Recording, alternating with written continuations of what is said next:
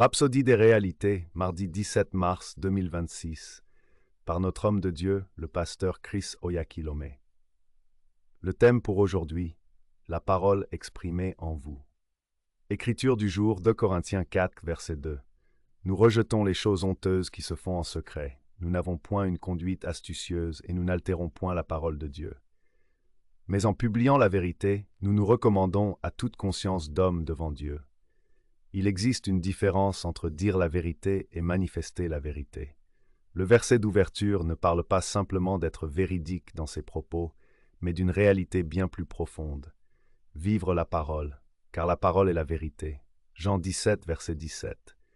Ainsi, la manifestation de la vérité, c'est la manifestation de la parole exprimée en vous et à travers vous. C'est lorsque votre vie devient une véritable Bible vivante, au point que ceux qui vous observent peuvent y lire la parole de Dieu. Voilà le christianisme.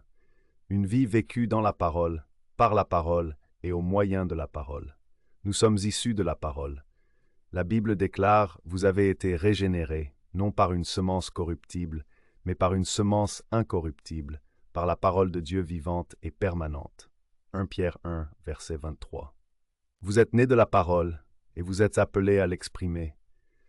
Votre vie est la révélation vivante de la parole de Dieu. Comme le dit Jacques 1, verset 18, il nous a engendrés selon sa volonté par la parole de vérité, afin que nous soyons en quelque sorte les prémices de ses créatures.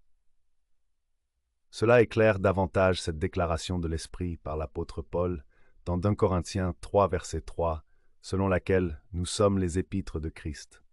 Vous êtes manifestement une lettre de Christ, écrite non avec de l'encre, mais avec l'Esprit du Dieu vivant, non sur des tables de pierre, mais sur les tables de chair, sur les cœurs. Chaque pas que le Seigneur Jésus a accompli sur la terre était la parole de Dieu en action. Il est la parole vivante, agissante, incarnée. La parole a été faite chair et elle a habité parmi nous. Jean 1, verset 14. Et la Bible nous dit, « Tel il est, tel nous sommes aussi dans ce monde. » 1 Jean 4, verset 17. Vous êtes aujourd'hui la parole vivante, agissante, qui marche, qui parle et qui bénit. Prenez-en pleinement conscience. Vivez la vie à laquelle Dieu vous a appelé, une vie qui manifeste la vérité. Prions ensemble. Cher Père, je te remercie parce que ta parole demeure en moi et s'exprime à travers ma vie. Je suis une manifestation vivante de la vérité, une épître vivante lue par tous.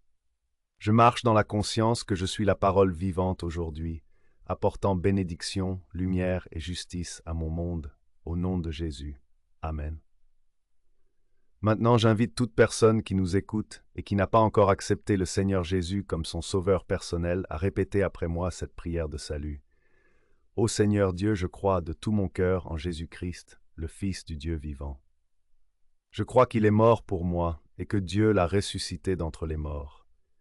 Je crois qu'il est vivant aujourd'hui. Je confesse de ma bouche que Jésus-Christ est le Seigneur de ma vie dès ce jour. Par lui et en son nom, j'ai la vie éternelle. Je suis né de nouveau. Merci Seigneur d'avoir sauvé mon âme. Je suis maintenant un enfant de Dieu. Je vous encourage maintenant, suite à cette prière, à vous rendre dans une église locale et à participer à des études bibliques afin de nourrir votre âme.